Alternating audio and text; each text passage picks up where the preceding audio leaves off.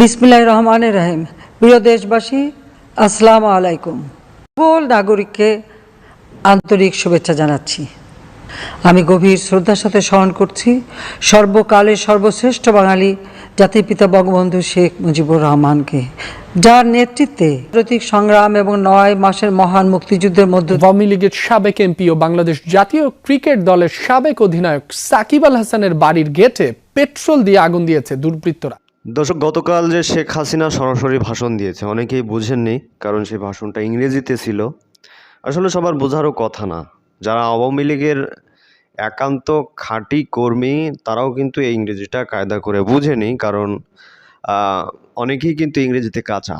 তবে এবার আপনাদের জন্য একটা সুবিধে করেছি, সেটা হলো সেই ইংরেজি বক্তব্য আমরা বাংলায় তৈরি করেছি এবং সেটা আপনাদের সামনে তুলে ধরবো। দর্শক, আপনারা জানেন গতকাল শেখ হাসিনার প্রথম সাক্ষাৎকার ছিল এই 2 বছরের মধ্যে।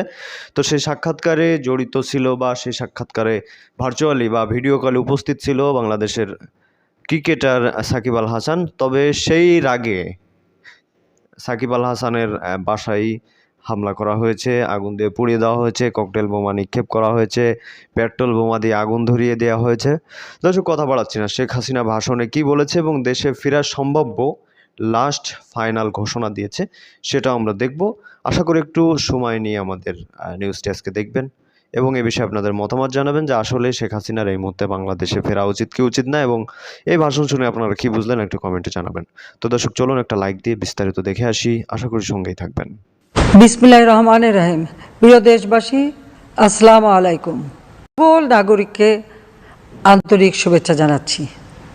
আমি গভীর শ্রদ্ধার সাথে স্মরণ করছি সর্বকালের সর্বশ্রেষ্ঠ বাঙালি জাতির পিতা বঙ্গবন্ধু শেখ মুজিবুর রহমানকে, যার নেতৃত্বে প্রতীক সংগ্রাম এবং 9 মাসের মহান মুক্তিযুদ্ধের মধ্য দিয়ে আমরা অর্জন করেছি আমাদের স্বাধীন সার্বভৌম বাংলাদেশ। মুক্তিযুদ্ধ পরিচালনার নেতৃত্ব দিয়েছিলেন। শ্রদ্ধা জানাচ্ছি মুক্তিযুদ্ধের 30 লাখ শহীদ এবং 2 লাখ নির্যাতিত মা বোনদের প্রতি। সালাম জানাই অকুতোভয় বীর মুক্তিযোদ্ধাদের, যারা জীবনের মায়া ত্যাগ করে মুক্তিযুদ্ধে অংশগ্রহণ করেছিলেন। আমি গভীর বেদনার সঙ্গে স্মরণ করছি। আর আওয়ামী লীগ ধ্বংস করবে, আওয়ামী লীগকে শেষ করবে, আওয়ামী লীগ যেন বিরাট শত্রু হয়ে গেল। কাদের শত্রু? আওয়ামী লীগ। আওয়ামী লীগ কখনোই জনগণের ভোটের মাধ্যমেই সবসময় আওয়ামী লীগ ক্ষমতা চায়, কখনোই জনগণের ভোট ছাড়া অন্য কোনো পদ দিয়ে আওয়ামী লীগ ক্ষমতায় আসে নাই। 1949 সালে প্রতিষ্ঠা লগ্ন থেকে আওয়ামী লীগ কখনোই জনগণের ভোট নিয়ে ছিনিমিনি খেলে নাই। জনগণের ভোটের অধিকার জনগণের হাতে তুলে দিয়েছে আওয়ামী লীগ। 1975 সালে জাতিপিতাকে হত্যার পর যে হত্যাকে সহজতে রাজনীতি শুরু হয়েছিল, জনগণের ভোটের অধিকার, গণতান্ত্রিক অধিকার মার্শাল ল দিয়ে যে নিষিদ্ধ করা হয়েছিল এবং ক্যান্টনমেন্টে বন্দী ছিল, সেখান থেকে জনগণের ক্ষমতা জনগণের হাতে ফিরিয়ে দিয়েছিল বাংলাদেশ আওয়ামী লীগ। একমাত্র আওয়ামী লীগই পারে বাংলাদেশের মানুষের আর্থসামাজিক উন্নতি করতে, কারণ আওয়ামী লীগের প্রত্যেকটা নেতাকর্মী নিঃস্বার্থভাবে কাজ করে, জনগণের সেবায় কাজ করে, নিবেদিত হয়ে কাজ করে। তারপর একটা আওয়ামী লীগকে ধ্বংস করতে হবে। আওয়ামী লীগের নিবন্ধন বাতিল, আওয়ামী লীগের কার্যক্রম নিষিদ্ধ, ছাত্রলীগকে নিষিদ্ধ। সে কে? আমার প্রশ্ন, কোথা থেকে আসছে সে ক্ষমতায়? আওয়ামী লীগ কখনো পিছনের দরজা দিয়ে বা সন্ত্রাসের মাধ্যমে ক্ষমতা দখল করে নাই। আওয়ামী লীগ সবসময় জনগণের ভোটে নির্বাচিত হয়েছে। আওয়ামী লীগ প্রতিষ্ঠা লগ্ন থেকে 8 বার ক্ষমতায় গেছে। সেই যুক্তফ্রন্ট অথবা 56 সালে সরদি সাহেবের নেতৃত্বে, আর এরপরে যতবার আমরা আসছি, এবং প্রতিবারই কিন্তু জনগণের ভোটে নির্বাচিত হয়ে এসেছি। সে 1954 সালে, 1970 সাল, 1973 সাল, 1956 সাল, 1996 সাল, 2008, 2014, 2018, 2024 প্রতিবার আওয়ামী লীগ জনগণের ভোটে নির্বাচিত হয়ে এসেছে। ক্ষমতায় কখনো পিছনের দরজা দিয়ে আসেনি, এটা তাদের মনে রাখা উচিত। কাজেই একটা ক্ষমতা দখলকারী ডাকাতের মতো যে ক্ষমতা দখল করেছে, সে এসে আওয়ামী লীগ নিষিদ্ধ বললে আর আওয়ামী লীগ নিষিদ্ধ হয়ে যাবে? ছাত্রলীগ নিষিদ্ধ বললে নিষিদ্ধ হয়ে যাবে? আমরা জনগণের ভোটে নির্বাচিত প্রতিনিধি, কাজে অবৈধভাবে ক্ষমতা দখলকারীর যত আদেশ নির্দেশ সবই অবৈধ, এবং যখন বেঁচে যখন আছি আল্লাহ দিন দেবে। প্রত্যেকটা মাজার শরীফে পর্যন্ত তারা হামলা করেছে, মসজিদ ভেঙে দিয়েছে। আমার বিশ্বাস যে এত অত্যাচার, এত নির্যাতন আর এই দীর্ঘ 2টা বছর ধরে চলছে। মানুষের ধারণা ছিল অনেকে যে 12ই ফেব্রুয়ারি নির্বাচনের পরে বোধহয় একটু পরিবর্তন হবে, না, পরিবর্তন তো হয়নি, আরো যেন দ্বিগুণ বেড়ে গেছে।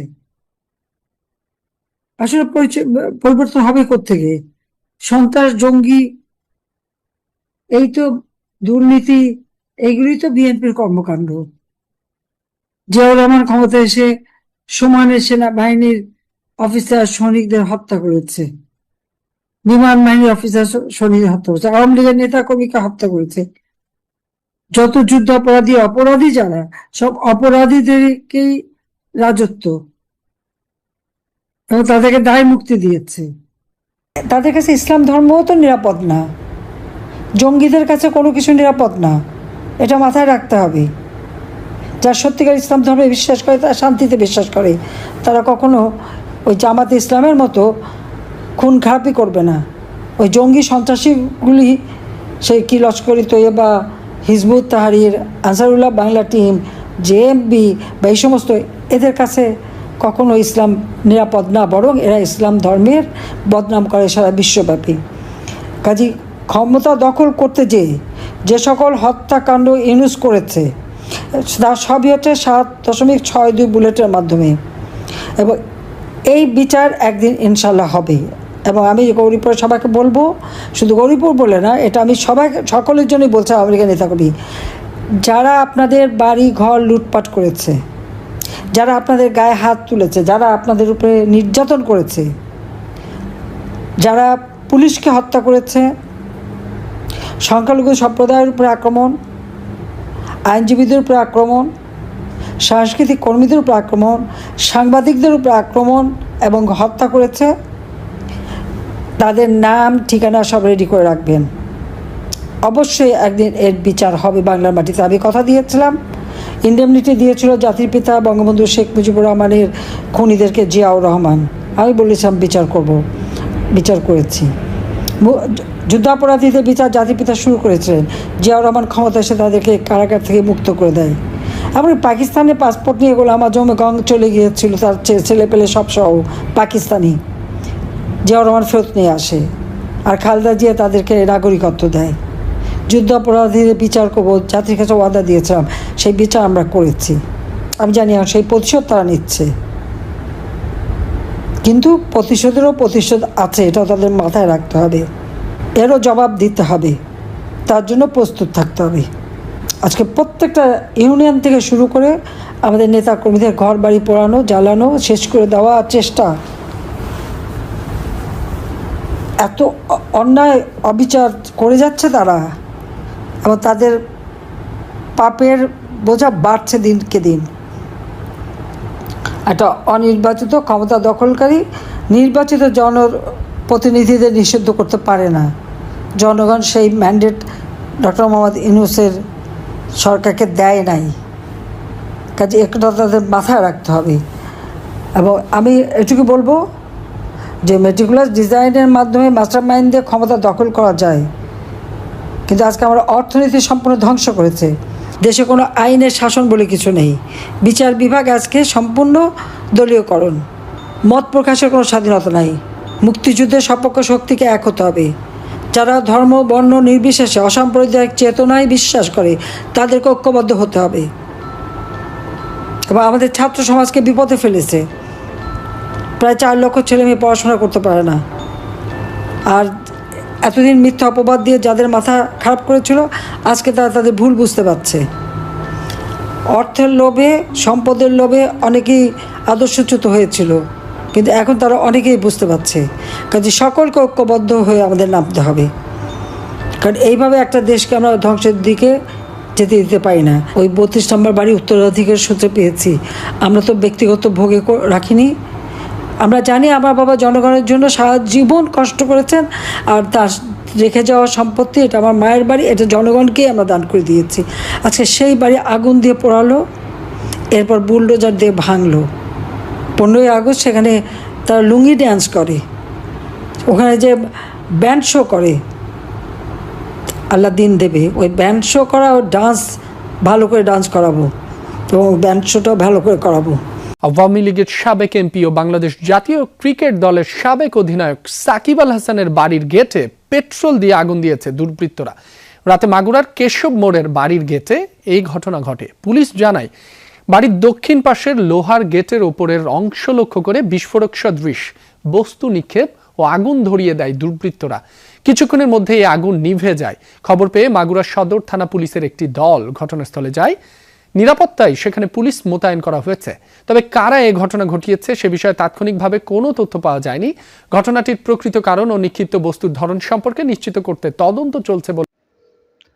তো দর্শক, দেখছিলেন খুব গুরুত্বপূর্ণ প্রতিবেদন। এতক্ষণ আমাদের সাথে থাকার জন্য, দেখার জন্য সবাইকে ধন্যবাদ জানাচ্ছি। ধন্যবাদ জানাচ্ছি আপনাকে এতক্ষণ আমাদের সাথে ছিলেন এজন্য। দর্শক, এখন এই বিষয়ে কি বলবেন একটু কমেন্টের মাধ্যমে জানান, কারণ দেশে আবারও আগুন লেগেছে, আবারও কিছু ঘটতে যাচ্ছে। কারণ আমরা নতুনভাবে দুটো দল দেখতে পাচ্ছি, জামাত, বিএনপি। দেখবো এরা মাঠে কে কতক্ষণ খেলতে পারে। তো দর্শক, চলুন দেখে আসা যাক বা শেষ করা যাক আজকে, এবং এ বিষয়ে আপনাদের মতামত জানাবেন। এবং যারা সাবস্ক্রাইব করেননি কিংবা লাইক দেননি, অবশ্যই লাইক সাবস্ক্রাইব করবেন। ধন্যবাদ দর্শক এতক্ষণ সাথে থাকার জন্য।